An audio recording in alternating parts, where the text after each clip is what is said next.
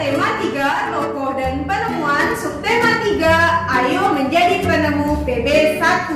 Pada PB1 ini kita belajar tentang kata baku dalam teks eksplanasi, peran teknologi dalam perubahan masyarakat di bidang ekonomi, dan perbedaan rangkaian seri dan paralel.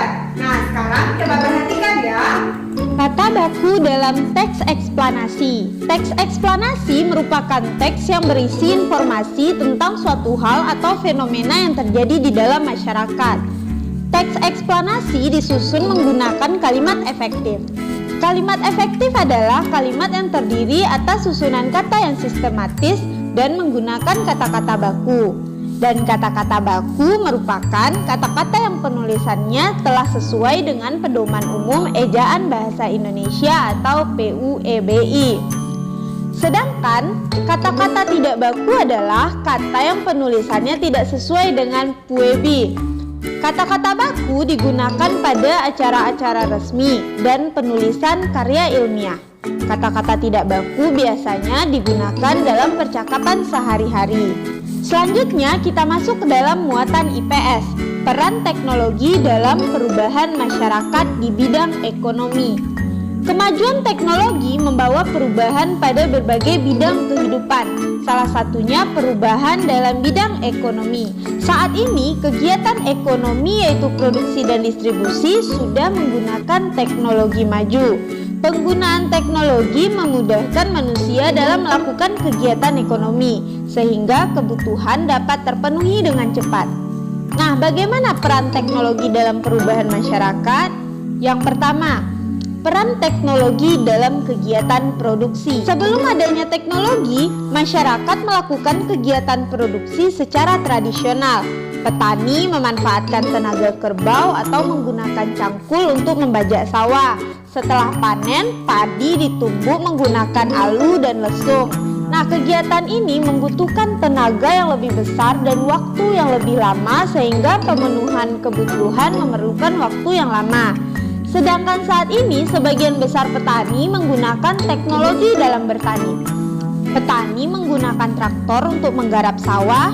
Mereka juga menggunakan mesin penggilingan untuk mengolah padi menjadi beras, sehingga memudahkan kegiatan memproduksi padi. Pekerjaan petani pun menjadi lebih ringan dan cepat selesai. Teknologi mengubah cara yang selama ini dilakukan oleh para petani. Sebelum adanya teknologi, petani bekerja sama untuk membajak sawah. Masa panen diputuskan melalui musyawarah. Semenjak adanya teknologi, budaya kerjasama dan musyawarah pun mulai hilang. Petani dapat membajak sawah sendiri dengan menggunakan traktor. Yang kedua, peran teknologi dalam kegiatan distribusi. Kemajuan teknologi juga berperan besar dalam kegiatan distribusi atau penyebaran hasil produksi. Salah satunya adalah berkat kemajuan teknologi transportasi. Kegiatan produksi seperti pertanian dan industri biasanya berada di luar perkotaan. Nah, hasil produksi pun seringkali hanya dapat dinikmati oleh warga sekitarnya.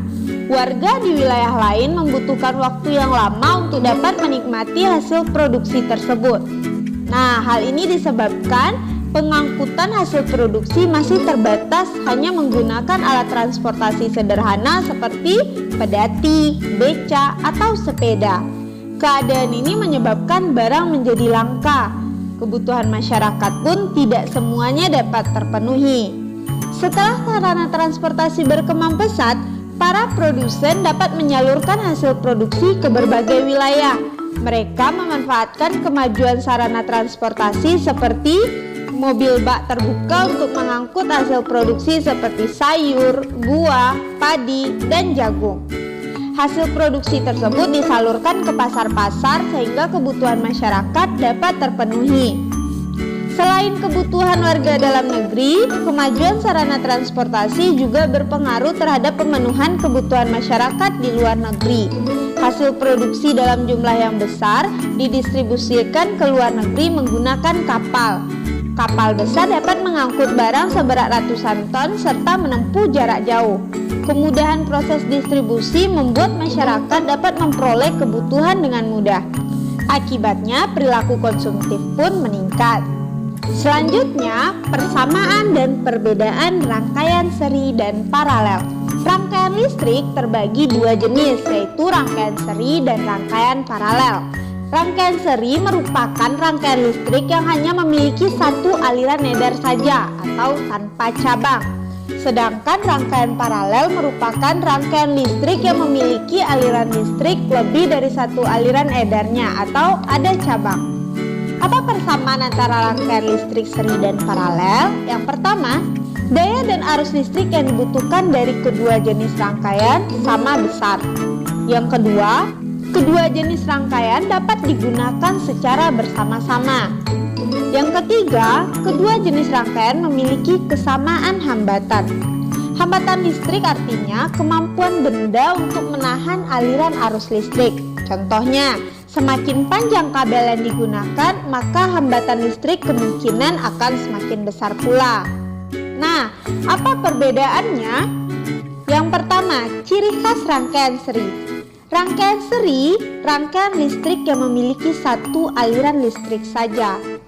Yang kedua, rangkaian seri membutuhkan sedikit komponen listrik, sehingga biaya yang dibutuhkan untuk membuat rangkaian seri lebih sedikit atau lebih murah daripada rangkaian paralel.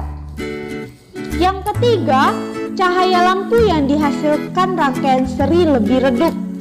Selain itu, jumlah lampu yang digunakan pada rangkaian seri juga berpengaruh pada cahaya yang dihasilkan. Semakin banyak lampu yang digunakan, maka cahaya lampu yang dihasilkan pun semakin redup.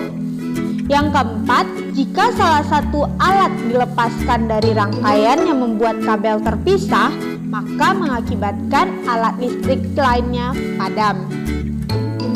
Yang kedua, ciri khas rangkaian paralel. Rangkaian listrik paralel memiliki lebih dari satu aliran listrik. Yang kedua, membutuhkan banyak komponen listrik sehingga biaya yang dibutuhkan untuk membuat rangkaian paralel lebih besar atau lebih mahal daripada rangkaian seri. Yang ketiga, cahaya lampu yang dihasilkan oleh rangkaian paralel lebih terang.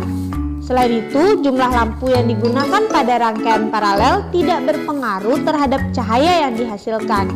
Semakin banyak lampu yang digunakan, maka cahaya pun akan tetap sama terangnya. Yang keempat, jika salah satu aliran listrik diputus, maka tidak akan berdampak pada arus listrik di cabang lain, sehingga alat listrik lain tetap menyala. Sekian pembelajaran kita hari ini, semoga kalian mengerti. Nantikan video pembelajaran berikutnya. Jangan lupa